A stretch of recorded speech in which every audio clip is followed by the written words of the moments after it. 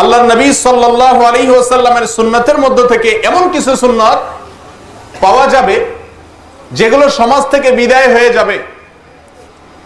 কি আলেম কি জালেম, কি মুমিন আবেদ কি ফাসিক, কি ইমাম কি মুসল্লি, কি পুরুষ কি নারী, কি মাদ্রাসা কি স্কুল, সকল জায়গা থেকে এই সুন্নাতগুলো বিদায় হয়ে যাবে। কোনো জায়গায় নাই, সব জায়গা থেকে বিদায় হয়ে গেছে।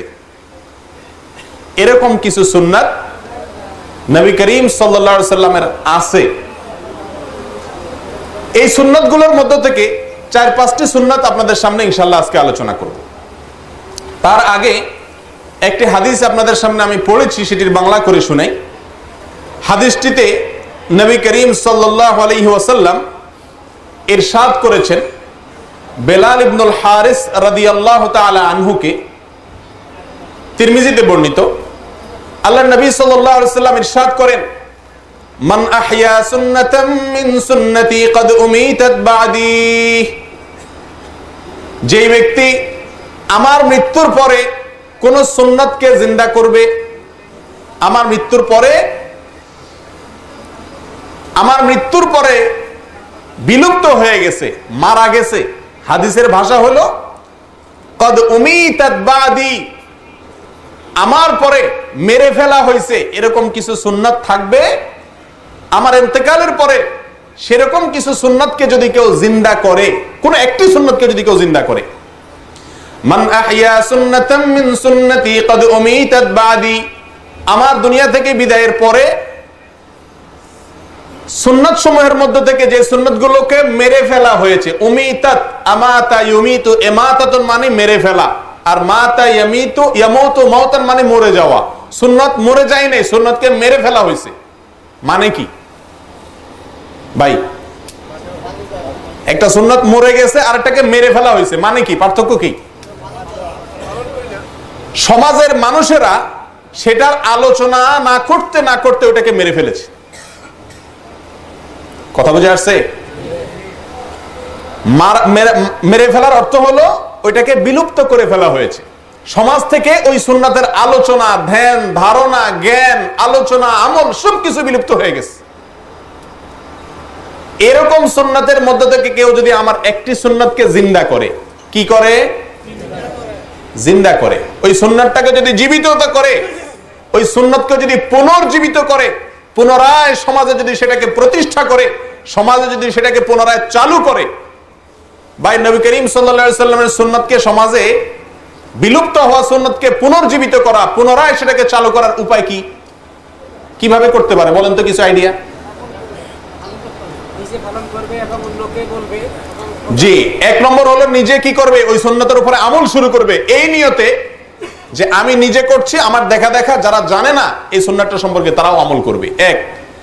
দ্বিতীয়ত, ওই সুন্নাতের আলোচনা সব জায়গাতে সে বিস্তার করবে, প্রচার করবে, ফেরি করে বেড়াবে, সবাইকে বলে বেড়াবে যে দেখো ভাই, অমুক হাদিসে নবী করিম সাল্লাল্লাহু আলাইহি সাল্লাম এই সুন্নাতটি বলে গেছেন, বিদায় হয়ে গেছে, এটাকে পুনরায় জীবিত করো।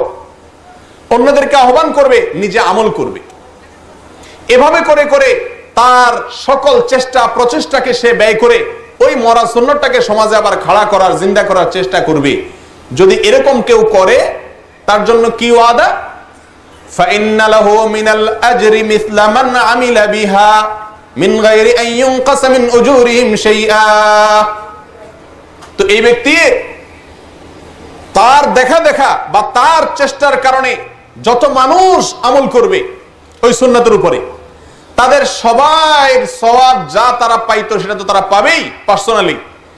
যেই বেচারা এই সুন্নাতটাকে প্রচার প্রতিষ্ঠা করার চেষ্টা করছে, যত মানুষ এর ভিতরে এটার প্রচলন হয়েছে, সমস্ত মানুষে যত আমল করেছে তার সমপরিমাণ সওয়াব এই ব্যক্তি পাবে যে সুন্নাতটাকে পুনরায় চালু করছে। আর এর বিপরীতটাও আছে, ওমান ইবতাদা বিদআতান দালালাতান লা তুরদিল্লাহ ওয়া রাসূলাহ। আর যে ব্যক্তি কোন বিদআত চালু করবে, কোন গোমরাহ পথভ্রষ্ট করা বিদআতকে, যেটা ইসলামে নাই, এটাকে ইসলামের নাম দিয়ে চালু করবে সমাজে, এটাকে প্রচার প্রসার করবে, এটাকে জীবিত করবে, পুনর্জীবিত করবে সমাজের মধ্যে, তাহলে কানা আলাইহি মিসলা আসামি মান আমিলা বিহা, যত মানুষ তার এই প্রচারের কারণে আমল করবে সবার সমপরিমাণ গুনাহ সে ভোগ করবে।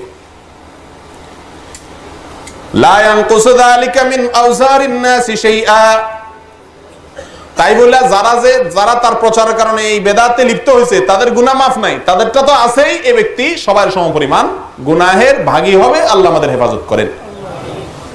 একটা মেসেজ আপনাদের অনেকের মোবাইলে, সবার সাথে এখন অ্যান্ড্রয়েড মোবাইল আছে, ফেসবুকে মেসেজে, হোয়াটসঅ্যাপে, ইমোতে ইত্যাদিতে একটা মেসেজ আসে। কি মেসেজ? অনেক মেসেজ আসে, এর ভিতরে একটা আমার নজরে পড়ছে যে ভাই এই মেসেজটা যে মদিনা থেকে নবী করিম সাল্লাল্লাহু আলাইহি ওয়াসাল্লামকে স্বপ্নে দেখছে, উনি বলছেন এটা এটা করতে, এটা এটা করতে, হান হান করতে, টান টান করতে স্বপ্নে দেখছে, এই কথাটা যদি আপনি 10 জন মানুষের কাছে আজকে প্রচার করেন তাহলে এই কয়দিনের ভিতরে আপনি একটা সুসংবাদ পাইয়া যাবেন। আর যদি প্রচার না করছেন তো আপনার 14 গোষ্ঠী শেষ। এই জাতীয় একটা মেসেজ আপনারা দেখছেন নি? আচ্ছা, মিথ্যা, ইসলামের নামে মিথ্যা এবং ভুয়া একটা জিনিস প্রচার করছে। আমি অনেক ভালো ভালো মানুষ জানতাম, ভালো ধারণা ছিল, অনলাইনে পরিচয়, এরকম মানুষকেও দেখি এই মেসেজ পাঠায়। তো এই লোক একটি বিদআত, ইসলামের নামে একটি ভুয়া জিনিসকে প্রচারে যদি সে লিপ্ত হয়, তো ওই যে 10 জনে পাঠাচ্ছে, 10 জন কত 10 জন যাচ্ছে, এ সবার গুনাহগুলো তাদেরটা তো তাদের আছেই, আপনার আমল নামে এক্সট্রা হিসাবে জমা হচ্ছে। আল্লাহ তাআলা আমাদেরকে হেফাজত করেন। ও ভাই, তাহলে শুরুতে আমি আপনাদের ওয়াদা নিতে চাচ্ছি, যে কয়টা সুন্নতের কথা বলবো ইনশাআল্লাহ, এগুলো সমাজে পুনরায় চালু করার চেষ্টা করবেন। বুঝেন না আসলে, এই জন্য ইনশাআল্লাহ বলে ফেলছেন। সুন্নতগুলো সবগুলা সোজা মিষ্টি সুন্নত না, মিষ্টি মিষ্টি সুন্নত পালন করা খুব সোজা আলহামদুলিল্লাহ। হ্যাঁ, মিষ্টি মিষ্টি সুন্নত আছে না কিছু, এগুলো পালন করতে আলহামদুলিল্লাহ বেশি ওয়াজ করা লাগে। ঈদের দিন মিষ্টি খাওয়া সুন্নত, ভালো জামা পরা সুন্নত, এগুলো ওয়াজ করা লাগে না আলহামদুলিল্লাহ।